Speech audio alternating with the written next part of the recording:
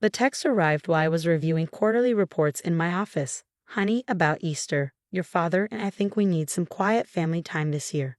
Just us, Emma, and her kids. You understand, right? You're always so busy anyway. I stared at my phone, a familiar ache settling in my chest. My name is Olivia Mitchell, and at 34, I'd just been uninvited from another family holiday. The irony wasn't lost on me. Being the busy, successful one had somehow become a convenient excuse for my family to exclude me. Perfect timing, Mom, I typed back, my fingers steady despite the hurt bubbling inside. I was actually thinking of doing something different this year. The response was immediate. Oh, good.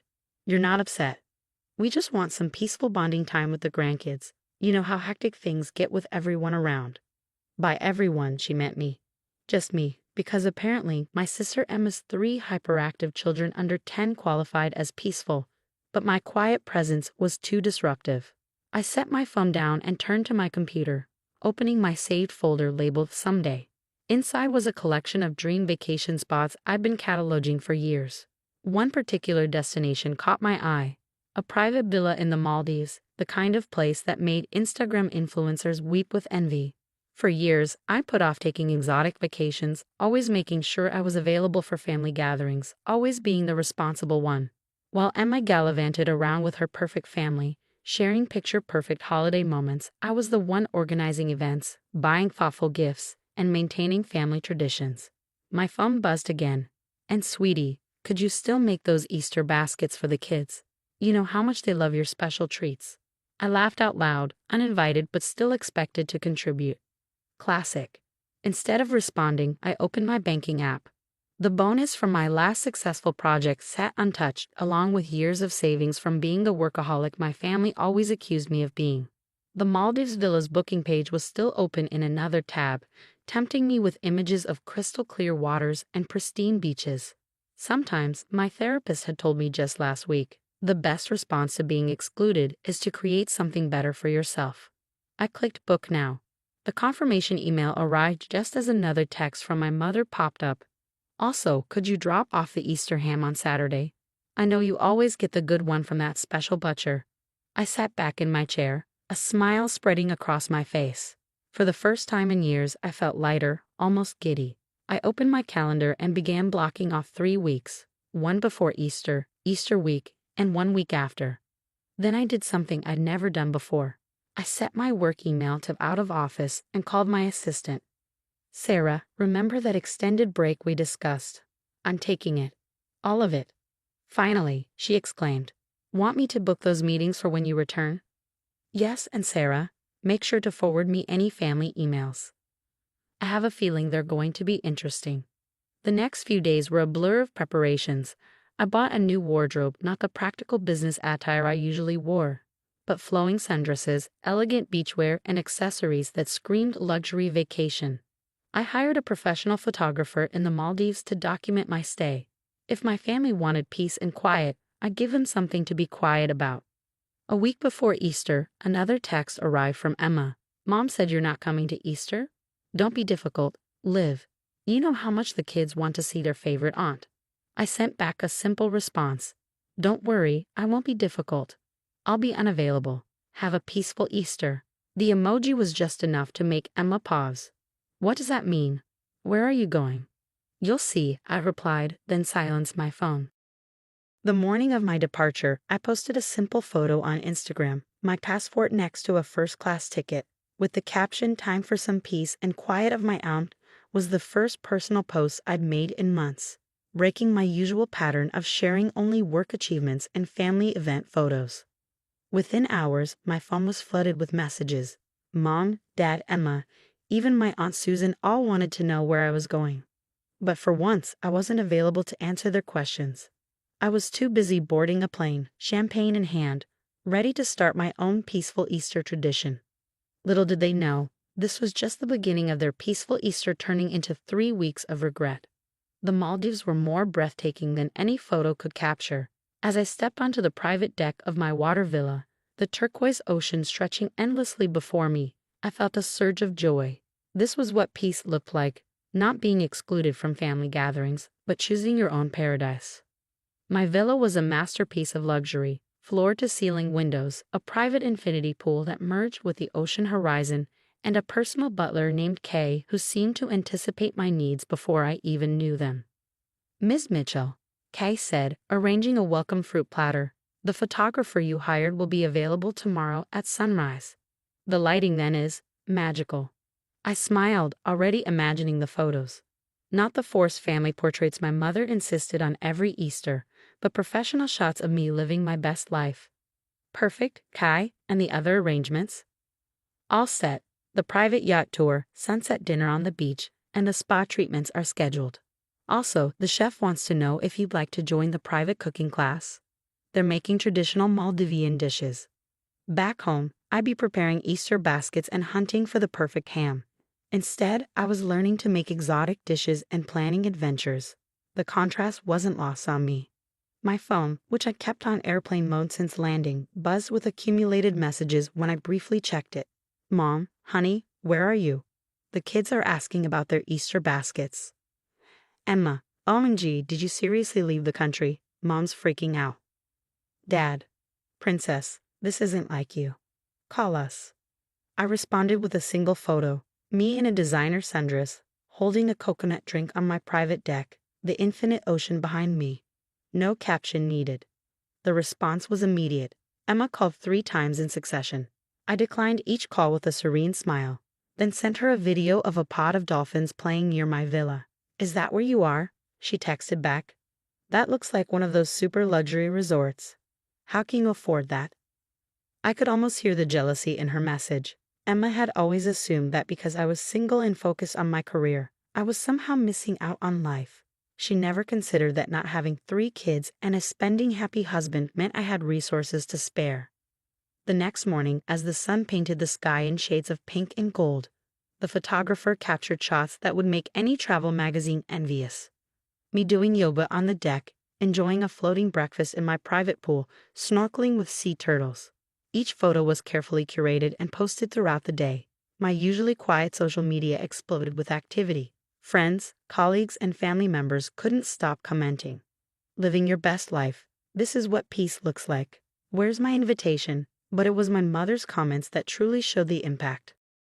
"Olivia, please call us. The Easter dinner won't be the same without you. Sweetheart, we didn't mean to upset you. Those Easter baskets you make, the children are so disappointed." I posted another photo in response, me taking a cooking class, learning to make exotic desserts. Caption, "Creating new traditions." Emma's response was particularly satisfying.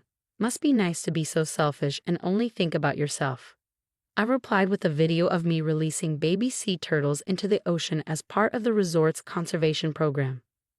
Caption, "Finding peace in helping others."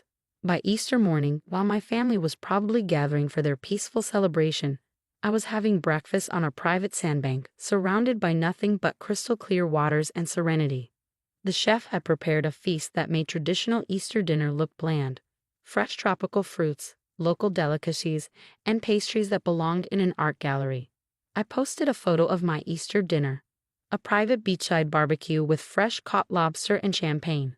The caption read, "Sometimes peace finds you in unexpected places. Happy Easter." My phone nearly exploded with notifications. Friends asking for resort details, colleagues praising my well-deserved break, and family members who hadn't spoken to me in years suddenly wanting to reconnect. But the most telling response came from my mother. "We made a mistake. Please come home soon. We miss you." I took a sip of champagne and watched the sun set over the ocean. Going home soon. I was just getting started. This wasn't just a vacation. It was a declaration of independence. And the best part? My peaceful paradise was about to make their quiet Easter look like exactly what it was. A poor excuse to exclude someone who had always been there for them. Little did they know, the photos and videos I'd shared were just a taste of what was to come. The next 2 weeks would show them exactly what they'd missed out on, and more importantly, who they'd underestimated. The final 2 weeks of my Maldives getaway became a masterclass in living well. Each day, I shared carefully curated glimpses of paradise that made my family's peaceful Easter look increasingly disappointing in comparison. My sister Emma's passive-aggressive comment about selfishness particularly inspired me. I arranged to spend a day at the resort's Marine Conservation Center, helping with coral restoration and sea turtle rehabilitation. The photos of me in diving gear, helping marine biologists, sparked a new wave of admiration from my social network. "Never knew you were so passionate about marine life," commented my cousin Kate, who'd sided with my parents about the Easter exclusion. I responded with a video of me naming each sea turtle I'd helped, explaining their stories and rehabilitation journey. The resort's photographer captured it all, not just the glamorous moments, but the meaningful ones too. Me teaching local children English during a community outreach program, participating in beach cleanups, and learning about sustainable tourism. Each post was a subtle reminder that being busy and successful didn't make me the family disruption they'd painted me to be. Mom's texts became increasingly desperate. The kids barely touched their Easter baskets. They said they weren't the same. "Your father's ham was overcooked. You know he never gets it right without your help." Emma's youngest had a meltdown during Easter egg hunt. "You always knew how to calm her down." I responded to each with photos of my continuing adventure, swimming with manta rays, taking a sunset cruise on a luxury yacht, enjoying private beachside spa treatments, living my best life while they dealt with the chaos they'd chosen. Then came the turning point. Emma posted a family photo from Easter dinner, everyone trying to smile but looking strained. Her caption read, "Family peace and quiet, missing some noise though." I waited until evening in the Maldives to respond. Mind you, they'd all be awake back home. I posted a video montage of my entire trip, the villa, the adventures, the conservation work, the luxury experiences, set to peaceful ocean sounds. The caption, "Found my peace in paradise. Sometimes exclusion is the greatest gift you can give someone." The response was nuclear. My phone exploded with family messages. "Dad, Princess, we made a terrible mistake. That place looks incredible." "Emma, I can't believe you did all this while we were stuck dealing with sugar-rushed kids and mom's drama." "Mom, why didn't you tell us you could afford such luxury? We thought you were just working all the time." The family group chat, which had been notably quiet during Easter, suddenly sparked to life. Relatives I hadn't heard from in months were tagging me, asking about the resort, wondering if I could help plan their vacations. On my last evening in paradise, I hosted a private dinner on the beach. The chef prepared a fusion of Maldivian and international cuisine, while fire dancers performed on the shore. The photos were spectacular, me in a flowing white dress, dining under the stars, looking completely at peace. I captioned it, "Thank you for the space to create my own traditions. Best Easter gift ever." My mother called immediately. This time I answered. "Olivia," she began, her voice thick with emotion, "we were wrong. So wrong. We thought you were too busy for family time, too focused on work to enjoy holidays. But look at what you've created for yourself. It's beautiful." "Yes, Mom," I replied calmly, watching the stars reflect on the ocean. "It is beautiful. And all it took was being excluded for me to finally take this time for myself." The silence on her end was heavy with understanding. "Next Easter," she said finally, would you help us plan something like this? As a family?" I smiled, thinking of the photos from their peaceful Easter gathering. The chaos, the stress, the forced smiles. "Maybe," I replied. "But first, you all need to understand something. I'm not just the reliable daughter who makes Easter baskets and picks up hams. I'm someone who can create magic of her own." "We see that now," she whispered. "We really do." As I packed to leave paradise, I received one final message from Emma. "I get it now, sis. Sometimes the noise we need isn't from kids or chaos. It's from someone who brings their own kind of peace. Next holiday is yours to plan. Show us your version of family time."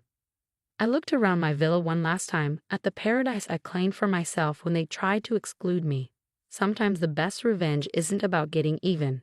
It's about rising above, finding your own peace, and letting others realize what they missed.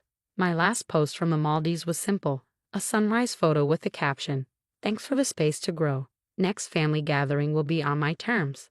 Paradise has room for everyone, if they're ready to appreciate it. The likes and comments poured in, but I didn't check them. I was too busy planning next Easter's family gathering, this time on my terms, in my paradise. Sometimes the best response to exclusion is to create something so magnificent that inclusion becomes a privilege, not a right. And that's exactly what I did.